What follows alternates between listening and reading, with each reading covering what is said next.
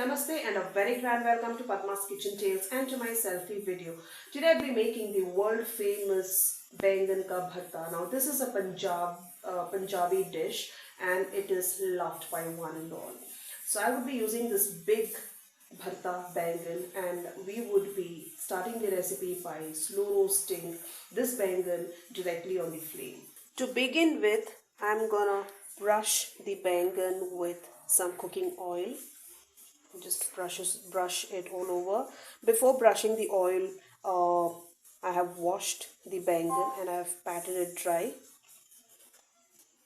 And once this is done, I'm gonna slow roast the Baingan directly on the flame. So I'll keep gently turning this over so that each and every portion of the Baingan is properly roasted. So make sure that your Baingan or the aubergine or the eggplant, the brinjal which you choose for this particular recipe has to be big in size, but it has to be very light in weight. If you go for the heavy brinjal, which means they will have seeds in them, and seeds in Baingan ka Bharta is a big no. So they have to be big in size and light in weight. So I'm going to take a fork and do some gentle incisions here and there so that the steam escapes. The brinjal is almost half done. So as I said, the selection of brinjal is very important to get that perfect taste of the bharta.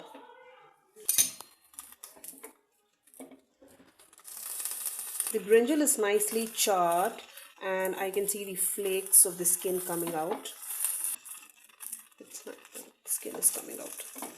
Brinjal is done. Switch off the flame and I'm going to transfer this to a plate and let this cool for about 10-15 minutes.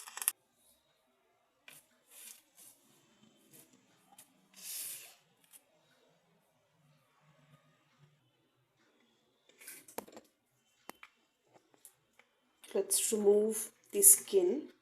It's coming out so easily and I'm just loving the charred smell of this brinjal. So here it's all done, neat and clean, all the skin out. Now I'm going to mash this up, the flesh of the aubergine, brinjal. Now you can do it two ways. Either you can do it with your hands or you can do it with fork. Now traditionally we do it with hands, so I am also going to use my hands and mash this up. Let's remove this also. All done, the skin is out and here is the pulp. Now let's start cooking. So I've added some cooking oil in the pan and it's hot. Now I would be adding one big chopped onion, and to this I would be adding 1 teaspoon garlic crushed. Now this is optional. I love garlic, so I've added garlic. You can add ginger also, chopped ginger. You can also add hing at this stage as pitita. It gives a very nice flavor to the bharta. So now actually I think I'll also go ahead and add some hing. Talking of hing, because I like hing, why not? You can add jeera or cumin seeds in the oil. That is again optional. I have not added here. I'm adding 1 chopped green chilli to the onions and 1 big chopped tomato. This is such a easy dish actually with very minimal ingredients. Just onion, tomato, chilies are again optional, some chili powder, turmeric powder, salt, and you're done. Now other things for extra flavor you can always add, but this is the basic ingredients which the recipe calls for. And now I'm adding turmeric, haldi, about 1 teaspoon or less than a teaspoon. So all you need to take care is to choose your brinjal wisely. Now I would be adding the chili powder. This is plain chili powder, red chili powder. I'm adding about 2 teaspoons. Now you can adjust the heat as per your preference. And to this, I'm going to be adding one more extra ingredient. This is my personal preference. I have here one boiled and mashed potato. Now this is strictly optional. Please feel free to avoid it, or please feel free to add it. I love potatoes in my bharta. I've added the boiled and mashed potatoes here. A lot of people do add green peas also. It's like just the kind of variation you want to give. These are all optional ingredients.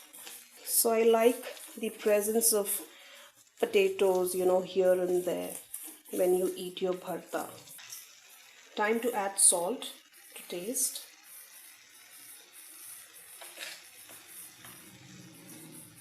And mix. And let's add the pulp, Baingan, the roasted Baingan pulp. So mix everything together. So I've mixed everything well, and time to add some fresh danya, coriander leaves. I just checked for the seasoning. I tasted it and it's like heavenly. Oh my god, I'm gonna freak out on the taste. And it's winter here. Make some hot fulkas or parathas. And what else do you need in life? Look at the color, it's so colorful, and we can hardly see the potato and bangan. There is another variation which I make once in a while. Add keema to this. Yes, keema bangan ka bharta, which for sure I'm going to share the recipe with you. So mix everything up. One last final mix, and the dish is absolutely ready to taste. So here's my grilled eggplant mince, the smoky eggplant. I'm trying something to say in English for Baingan ka bharta.